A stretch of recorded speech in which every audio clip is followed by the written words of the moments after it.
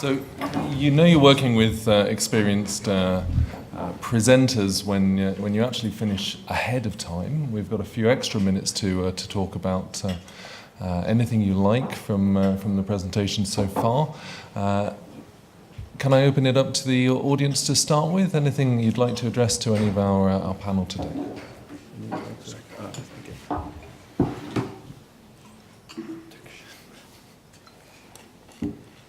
I've got enough questions to keep us here for an hour if you haven't got anything. Well, I think we are in an era now that things are just moving on faster and faster.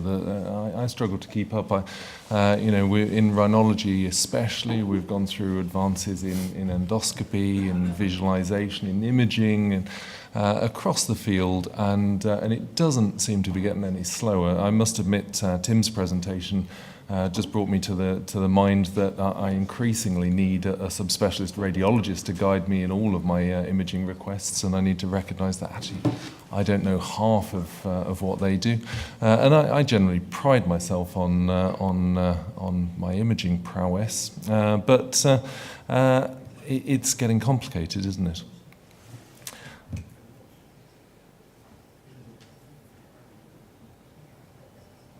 So, if I can just put some general questions to the whole panel, of all of the developments we've been speaking about, what do you think are the main things we should already be using?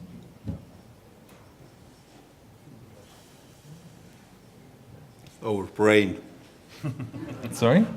Our brain. Our brain. That's hopefully not too much of a new development. Yeah, we have... this is plasticity, and I think so. This is the advantage that you have your brain. You know, you can do a lot of images, CT scan, MR scan, but what you must do is then to assimilate this in your brain. This means all the information what he makes. This gives then the best surgeon will this one who integrate all his information in his brain, and I think this is. Then you have then very good surgeon or less good surgeon, etc. And I think is to develop again our brain system. This is, I think, this is important for the future, and not to only what I mean to only based on images and I don't know where I am, where is my instrument, etc. But this is when you want to make slope skiing, etc. You try to integrate all the way in your brain and all the information, augmented reality, as mentioned by Professor Stamberger, by Professor Kaschke, etc. This is not only you're looking forward. This is we are not a follower, but to integrate this before the surgery in your brain. This is for me the development. Our plasticity. I think there is only so much that any one surgeon can do, and I think for me it highlights the increasing importance of subspecialization and experienced surgeons in almost everything we do. Maybe that's just that I don't have a big enough brain, but if I may, Oliver, you told us about targets in surgery. Are you using these routinely in your own cases? Not routinely for every case, but in very specific cases, we use it routinely. That means especially revision cases, tumor cases, that we use it. And then we have the very much support by the pathway structures, because we want to be, at the end, we want to be functional. That means we need the ventilation and the drainage, and for specific questions like the identification of non-usual structures, we need the target points. So different objects, different aims, and so we use different tools.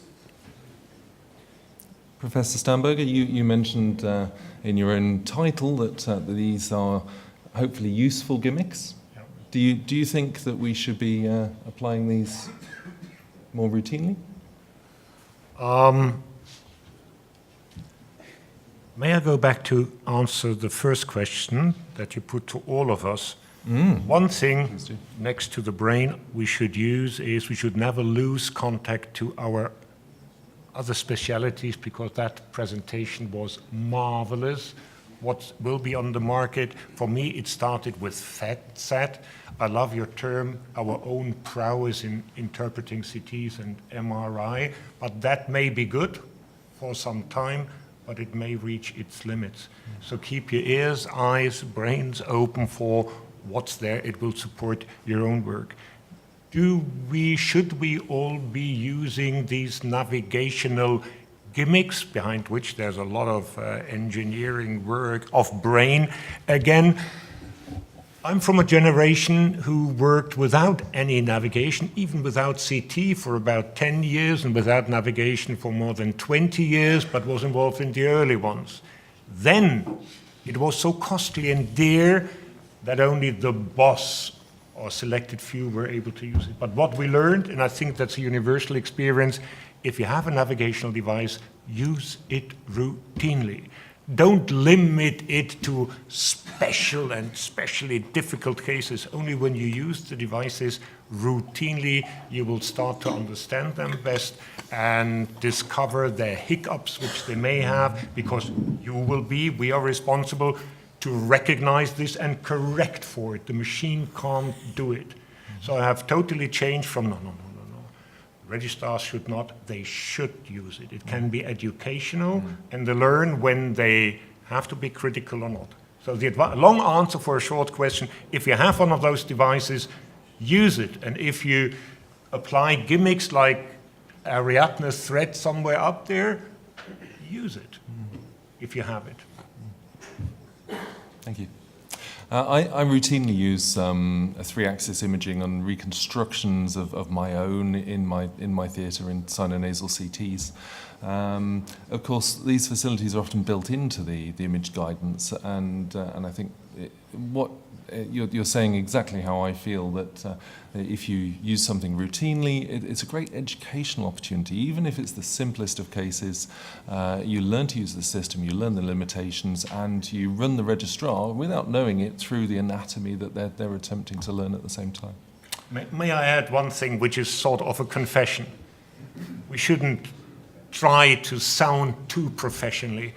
We should not underestimate the toy factor to play with this. That was a big issue, especially in the beginnings of that. Just don't tell my manager why I'm trying to persuade her to pay the money. So moving to the 3D visual, I have a great interest in 3D work. It was fascinating. You mentioned the struggle of presenting anything in 3D. I've done a couple of presentations where we've used anaglyph glasses, and if you have the right software, you can convert the sort of 3D feeds that we have from our theatres. There's a great challenge in even capturing and recording 3D, because 3D is basically a stereoscopic, in other words, 2 video feeds at the same time. And then based on those 2 feeds, you need to deliver those 2 feeds to the left eye and the right eye respectively. There's all sorts of technologies. You didn't mention lenticular displays. If anyone has a child with a Nintendo 3DS, you can, without using any glasses, they get a 3D perception of the game they're playing. There's all sorts of different technologies that we've used with varying success to deliver a stereoscopic image to our eyes. I'm sure this is coming forward with time.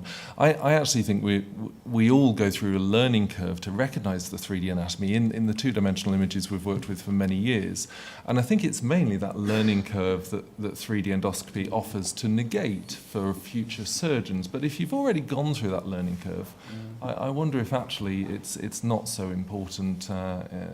Do you think otherwise? Do you think 3D in its own right is important, or is it just making it easier for us to learn and get orientated in the first place?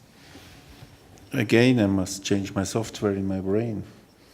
This is what we know, because Professor Stamberg and Professor Kaschke, since 20, 30 years, I think they don't use this because they have changed the cognitive behavior from 2D to 3D in the brain. And when you start, and we see all this virtual game, etc., is all in 3D, the new generation, they have perhaps then more problems to go back to 2D to have in the brain the plasticity of 3D. This means, I can say, certainly Professor Stammer, Professor Kaschke, and all the other, they operate, I think, equal to a 3D impression.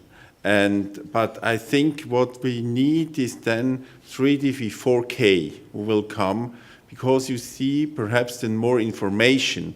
But all this information, I tell you, will slow down all the procedures, slow down in the OR and in the preoperative planning. All this CT, MR, DVI, all this augmented reality, all this 3D, you will see new things. And the question is this important when you will operate chronic rhinosinusitis? I say we cannot stop the development of new technology, but the question is how we will deal with this new technology, if this gives us really an advantage in the future to have, patients who are more happy than we can do until now with endoscopic 2D surgery. This is what I can say. Can only say that the new generation, when you have a boy or a girl at home who plays with a 3D virtual game, but they have another cognitive reception than what we have, me, perhaps after 20 years of 2D to 3D. And we must integrate also in this study, we integrate young surgeon and elderly surgeon to look if really is the 3D an advantage or not.